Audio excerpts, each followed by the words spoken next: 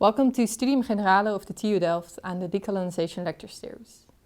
My name is Mirte Golverdingen and today we are joined by Abel Streefland. He is a university historian of the TU Delft. And together with us in the studio is also my colleague Klaus-Pieter van der Tempel, who is off camera now because of corona distancing, but we'll be switching places later on in the lecture. So when we started our decolonisation series, we were wondering what the role was of our own university during the Dutch colonial times. And one of Abel's recent research topics is the different relations that existed between TU Delft and the Dutch East Indies. So we hope to discover and learn more about our own past in the next 30 minutes. Please, Abel, take the floor. Thanks, Mirte. So, to start, I do not want to start in Delft, but I want to start in Bandung. Because on the 3rd of July 1920, it was a very special day for Bandung. A lot of important people came to the city.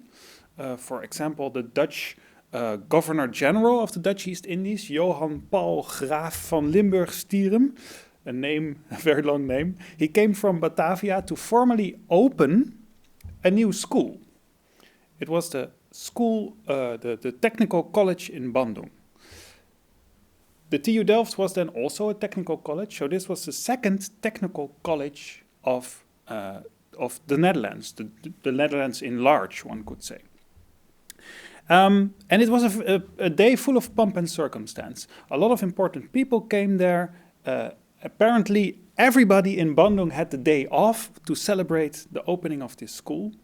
And I want to cite the first rector magnificus of the college in Bandung, Jan Klopper. He was one of the initiators of this school, and he was a professor of applied mathematics in Delft before he went to Bandung. So he knew engineering education from the inside out, and the Dutch East Indies always appealed to him after he visited in 1919. He also decided that he did not want to return to Delft. He wanted to stay in Bandung. And I want to commemorate what he said at the opening ceremony of this new college. He addressed the future students. May the college in Bandung succeed in finding a place in the heart of its students, just like the school in Delft did and still does. Ladies and gentlemen students, he said to the audience, the prosperity of this school depends for a large part on you. You have chosen a study that is beautiful everywhere, but especially beautiful in this country. He meant the Dutch Indies, because the Dutch East Indies is calling for workers who can provide its material needs. It is your task to work on the economically limitless development of this wonderful country. It is the task of this college to prepare you for this.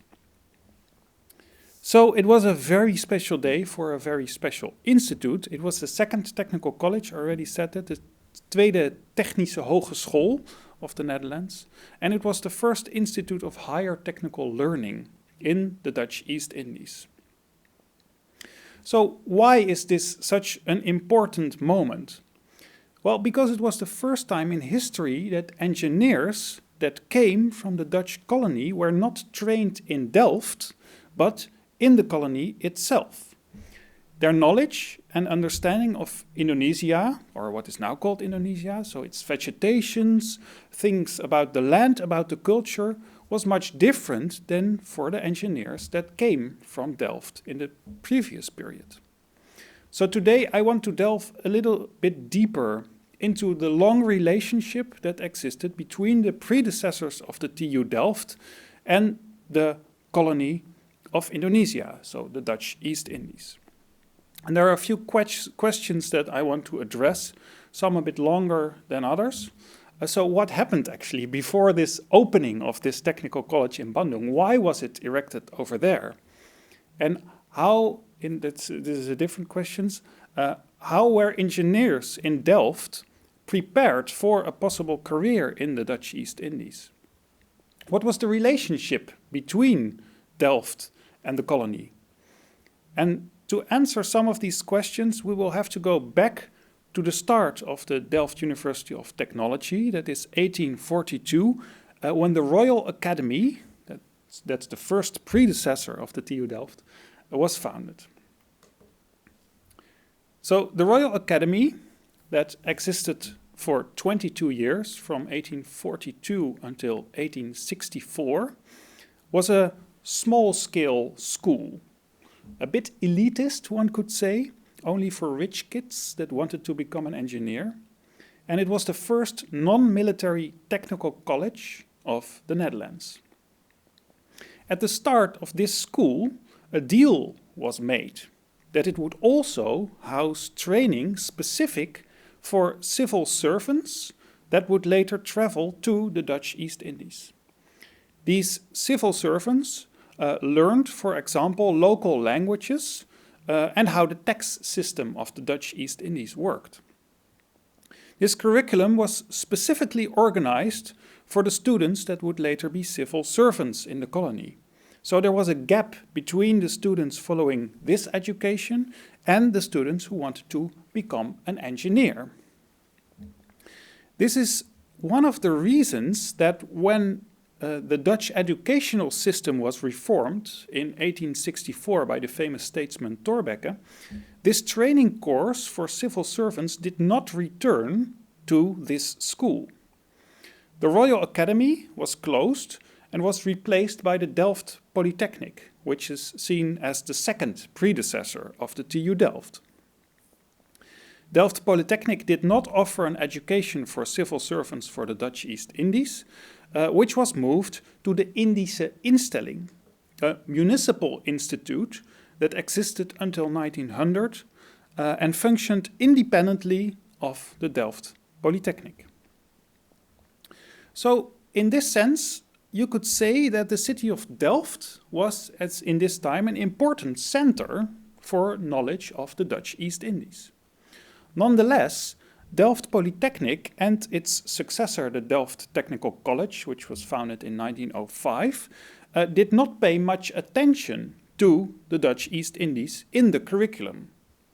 Only in 1908 was a professor for water management appointed with the explicit task of training engineers who aspired to work in the Dutch East Indies. This initiative came surprisingly late.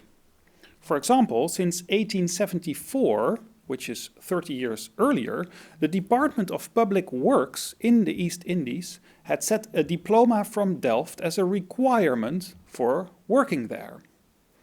Moreover, since the mid-19th century, a staggering average of 25 to 30% of all engineers who completed their education in Delft went to the Dutch East Indies. So approximately a third of all engineers who completed their education around this time went to the Dutch colony. So just to refresh our memories, what was this Dutch colony about? For a long time, Dutch interests in the Dutch East Indies were mainly aimed at economic gain for the state. After the abolition of the controversial cultuurstelsel, the tax system that existed in the Dutch East Indies from 1813 until 1870, a shift took place, slowly moving away from the Dutch state to private businesses as the most important exploiters. From 1900 to 1940, Dutch companies invested large sums of money in mining and petroleum drilling. The East Indies became, perhaps even more than before, an investment area. At the same time, there was a growing call for Indonesian independence. This prompted the Dutch government to adopt an ostensibly more ethical policy towards the Indonesian people. Through this so-called ethische politiek, the government carried out agricultural and economic reforms and encouraged both the spread of education and the increasing participation of Indonesians in local government. Two separate initiatives illustrate the growing attention in Delft for the training of engineers for a career in the East Indies. The first originated from a large collection of objects that had remained in Delft after the Indische Instelling closed in 1900. The home of the collection, the Municipal Ethnographic Museum, opened in 1911 in the Sint Agnietenklooster. It offered future engineers a way to familiarize themselves with the culture of the East Indies. There was a lot on display, from wayang puppets and wooden statues to more specialized models for bridges illustrating traditional Indonesian building culture. In 1977, the museum was renamed Museum Nusantara, and it remained in existence until 2013. The second initiative came from a growing scientific interest in the properties of tropical plants. In 1910, Delft's professor Gerrit van Ittersen convinced the Minister of Education to found the Rijksrubberdienst, a government-funded rubber research laboratory. 9 years later, together with his colleague Isaac de Vries, he took the initiative of establishing the Rijksvezeldienst, a fiber research laboratory. The objective of both institutes was to boost trade and industry. These institutes formed the cradle of the broad research organization TNO, of which Van Ittersen would later become chairman. Since 1908, Van Ittersen had advocated for a laboratory for technical botany at Delft Technical College, together with a botanical garden. It took until 1917 for this idea to come to fruition. Van Ittersen was a fervent collector of plants and fibers from the East Indies, which he studied at the new institute. The laboratory was a breeding ground for engineers interested in tropical botany who wanted to prepare for a career in, for example, the rubber or sugar industry. So, what have we seen until now? So, specifically at the Delft Polytechnic and its predecessor, the Technical College, there was not very much attention for the things a colonial engineer would need to know. This only gradually changed at the beginning of the 20th century when specialized courses entered the curriculum. But at the same time, there was the collection of objects from the Dutch colony, and there were specific professors with research interests in the tropics, like Gerrit van Ittersen.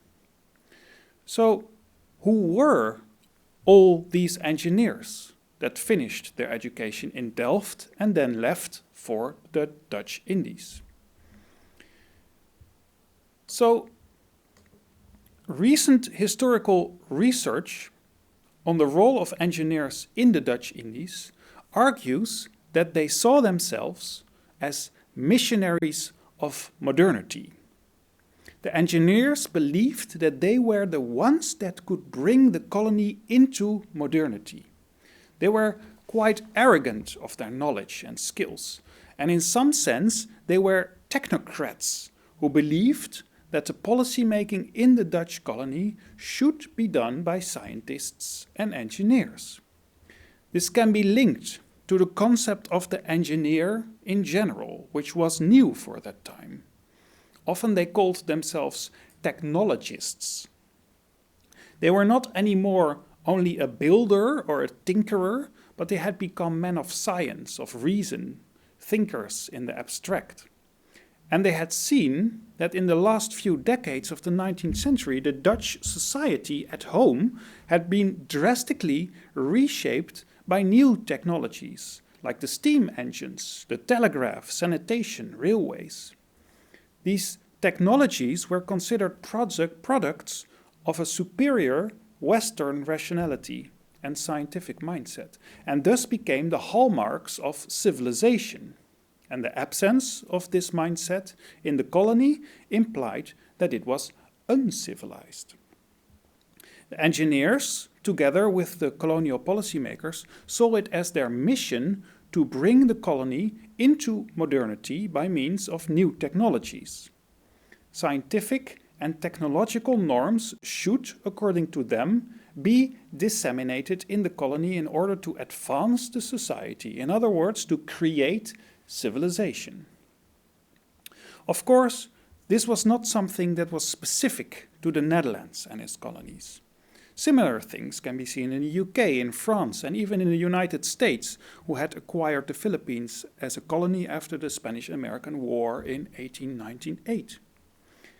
These engineers presented themselves as the ideal of the new middle class, educated, rational, progressive. Quite a lot of them had technocratic ideals, which were hard to implement in the homeland of the Netherlands with its democratic structure. But the non-democratic colonial structure, on the other hand, lent itself better for technocratic ideals. In the Dutch East Indies, engineers could cherish the hope that the colonial technocracy might be easier to implement than at home. So it will not come as a surprise that these engineers, at least until 1920, were almost exclusively trained in Delft. As I already mentioned, approximately 1/3 of all engineers who finished in Delft went to the colony. They embarked on careers in, for example, civil engineering, building modern bridges, which we have just seen, roads and irrigation structures. Railway development was another example, just like mining or oil drilling. Often, engineers played important roles in these kinds of projects, working together with local governments. So to sum this up, for a lot of engineers who studied in Delft, a career in the Dutch East Indies was a logical follow-up for their studies, although the colony did not play a large role in their curriculum. So this started to change around 1920, when the Technical College in Bandung was opened. The background of this school, the founding of this school, is also very fascinating. Since 1910, plans had existed to found a university or technical college in the Dutch East Indies. In 1917, the idea of a technical college was received surprisingly well. Partly because of the influence of this man, Mr. Boscha, the son of one of the rectors from this school, the Delft Polytechnic. He was a very rich Dutch tea magnate, a philanthropist, and he became very interested in founding a technical college in the Dutch East Indies, together with some of his friends. So these were people composed they were from trading, from farming, from private and also public industrial enterprises, and this group raised, allegedly on a single night, the staggering sum of 3.5 million Dutch guilders to establish the school. And among these benefactors were, for example, the Bataafse Petroleummaatschappij, which is now Shell, de Koninklijke Hollandse Lloyd, de Stoomvaartmaatschappij Nederland, mining companies, and of course Boscha himself. One of the reasons for the willingness, for their willingness, was that during the First World War, the Dutch East Indies experienced a big shortage of well-trained engineers. As communication and travel between the Netherlands and its colony had almost completely stalled, entrepreneurs realized that their situation was very sensitive to disruptions. Hopefully, a constant stream of engineers trained within the colony sounded very promising for men like this, industrialists and philanthropists. While shaping the curriculum of this new school in Bandung, Delft professors were asked to develop the curriculum of the Technical College in Bandung. In some sense, the school was modeled after the school in Delft, but there were no formal ties between the schools. it nonetheless later on became quite normal practice for Delft professors to go to Bandung for a year and the other way around. So an active exchange of knowledge and people did exist. And as we have seen in the beginning of this talk, one example of this is that the first rector of the Technical College in Bandung was Jan Klopper, a professor in mathematics from Delft. Other examples include the two brothers Richard and Charles Schoenmaker, who are still remembered because of the Schoenmakerstraat here on campus. So the Technical College in Bandung began small scale, only with 24 students in the first year and only one faculty for civil engineering. The students who attended were nonetheless mixed, with both people with a Dutch background and people with an Indonesian background. The students gained, more than in Delft, insight in the specific circumstances of the engineering profession in the tropical climate.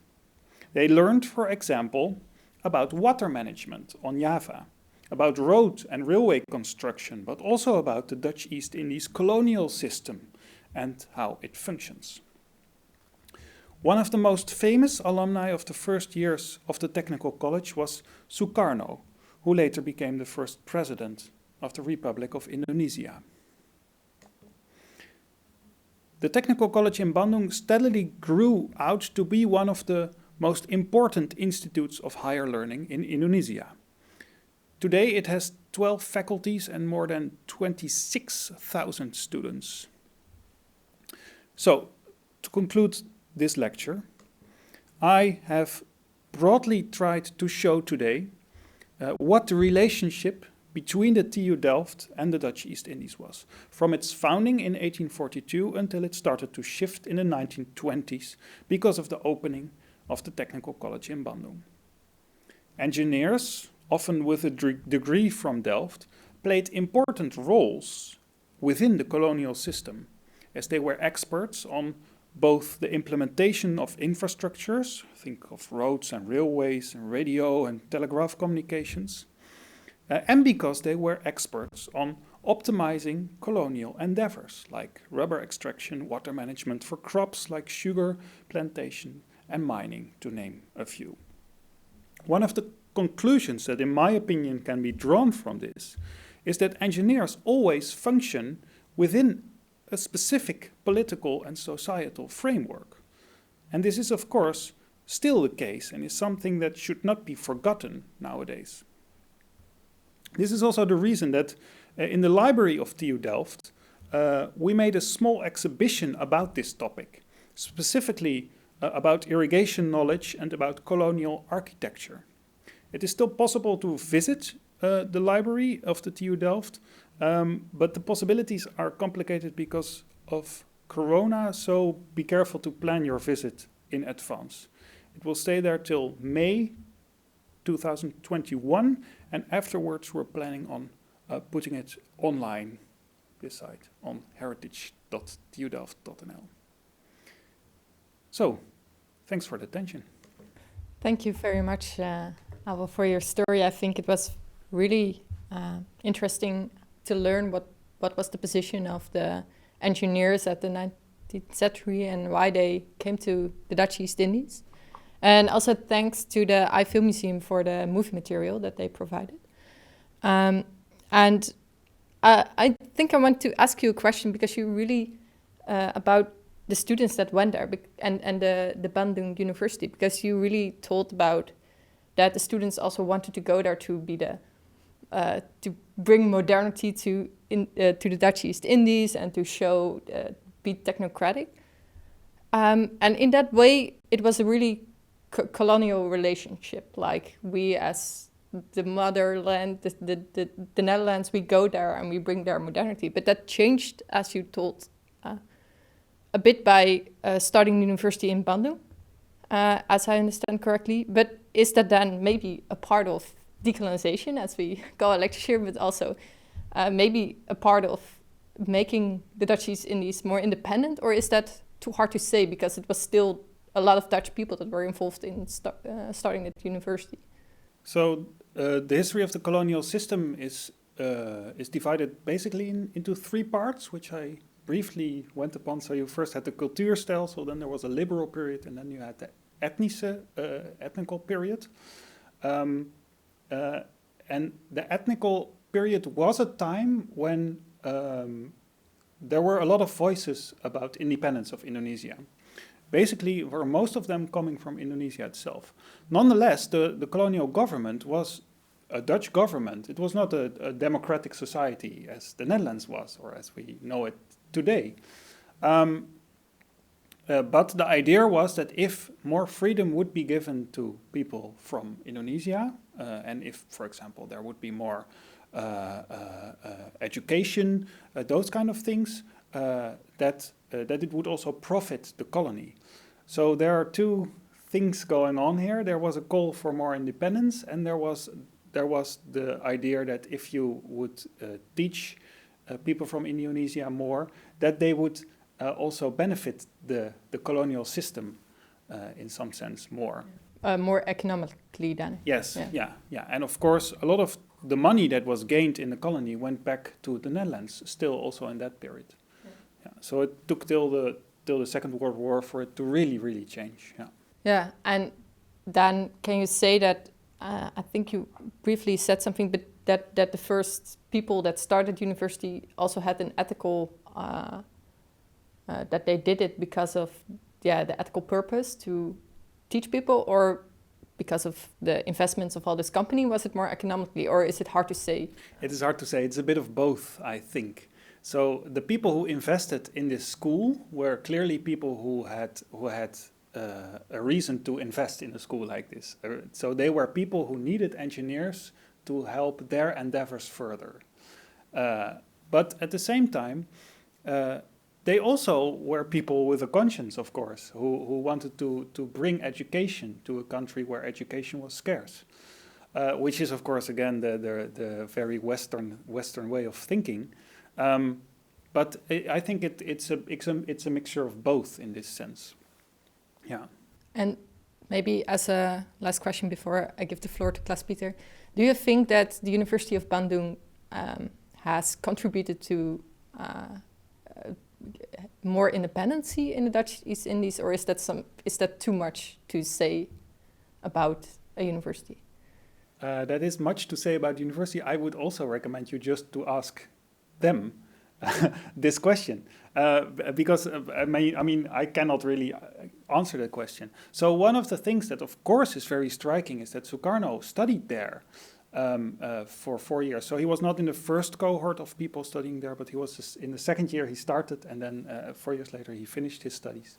And then later he became, of course, an icon in the revolution in Indonesia. And he became very important also in the way he managed the state. But that is not the same as saying that the university in Bandung played a large role in this. There's actually another story. So this Jan Klopper, this guy from Delft who went there to become the first rector, Sukarno was one of his students.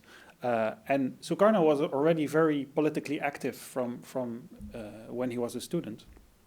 And after a while, Klopper heard about this. He heard that Sukarno was active and going around and telling people that they should resist the Dutch colony, things like that.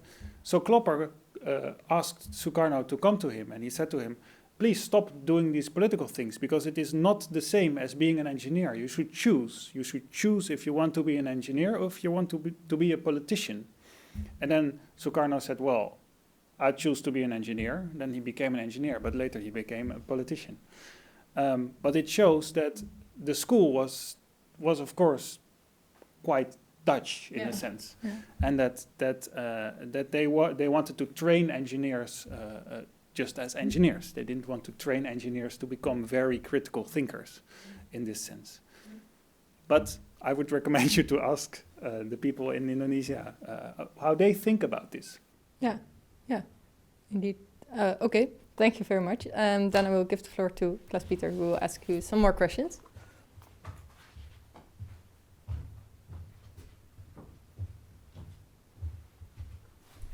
Hey, Klaas-Pieter. Yeah, well, Thank you, Mirta. Can you guys see me? Am I in camera? I'm a bit taller than Mirta, so maybe the top of my head is missing. No, it's there. Okay, good. I want to take a slightly different tack with you, Abel. I'm interested in the research that you've done, maybe why you did it, and also what the response has been. Can we start with that? I mean, I know that you've written a paper on the relationship between our university and the Dutch East Indies and on Bandung, which you've talked extensively about. Has there been a response to that? Sure. Yes. So to start with the first question, the reason that I actually started, I have to say we because I work in a team at the library, that we actually started doing this research is because last year it was exactly 100 years ago that the Technical College in Bandung opened. And it was a very important moment. So we thought that it was a good moment to look into this now, last year, basically. And the response to this has actually been very nice. So, from a perspective from Delft, it is very nice. This is a very nice way to use history to evaluate the relationship that you have with a university somewhere else, because it's clear that there has been a lot of relationships between Delft and Bandung in the past, and it can be used to re-establish these relationships in the now. And from a viewpoint from Bandung, it is also very nice because they have been researching their own history. Of course, they had a centennial to celebrate. But they had a lot of trouble finding the correct sources. And of course, a lot of these sources were not in Bandung, but were still here because the colonial government also left its traces here in the Netherlands, in the National Archive, for example. So I worked together with researchers from Bandung in researching this history specifically. I shared all my sources with them. They were very happy with it. They shared sources with me. So there was a very nice exchange of historical material. Yeah. That's interesting. So pretty much all the sources are from the colonial times are here in the Netherlands. Well, there are of course also sources there, but not all of them. So, for example, this Mr. Klopper, he wrote a memoir when he came back later from the Dutch East Indies. This memoir is only to be found in the National Archive, for as far as I know. So there you can really complement each other, of course. Yeah. So does that create difficulties for you as a historian during your research? There's limited documentation, limited sources that you can turn to. Can you tell us a little bit about your process in this research? And, are there certain biases that you have to deal with when you're looking through? Engineers can be kind of gung-ho, as you said, this feeling of being missionaries of modernity. How do you read between the lines with the sources that you're looking into? That's a good question.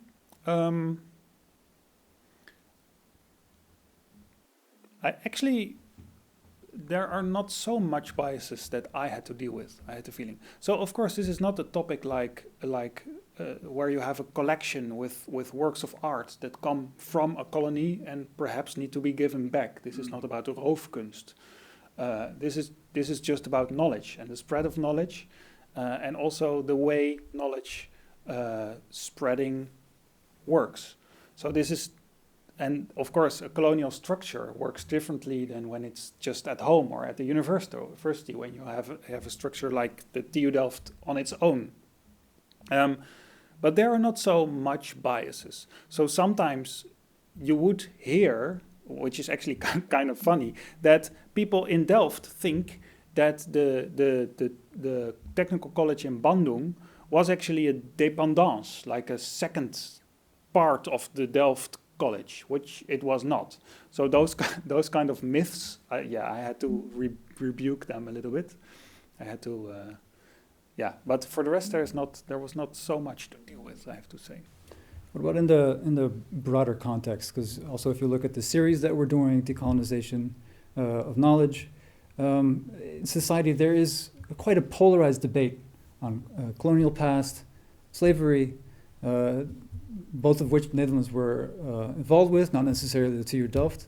But how do you position yourself as a historian when you're trying to do you just stick to the facts when you're doing your research? Of course, when you're dealing with colonization and stuff, especially the historical context is of vital importance in understanding the debate of today. I think that's important to say in this regard. Yeah. So I don't position myself as a historian in some kind of place beforehand. I try to use the history in making clear what the discussion today is about. I think that's an answer to your question. No, it definitely is. That was our hope for today's presentation as well, that we could get those facts, because as Meerte said in an introduction, I've been walking around Delft for years, and I knew very little about our history, colonial or otherwise. Yeah. I think I'm going to give the floor to Meerte so that we can wrap up with the last question and call it a day. Thank you, Abel.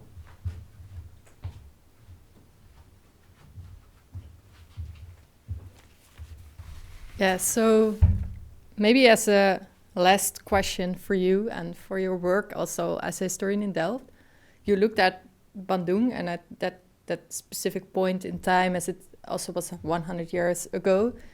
But is there something next? Is there something coming from your research that you say, oh, whoa, this is an interesting thing, I want to do more on this topic, or I want to do more? On this topic of colonization and decolonization? Actually not.